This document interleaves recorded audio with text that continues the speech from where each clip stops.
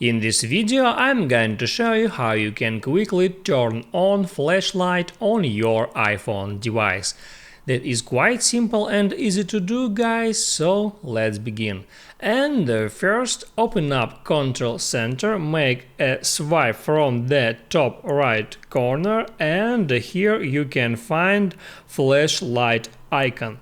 You can hit on that icon once to turn on your flashlight. You can hit once again to turn it off.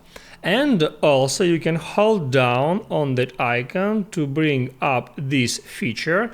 There you can adjust the brightness of your flashlight. You can drag it up to increase the brightness, or you can drag it down to reduce the brightness.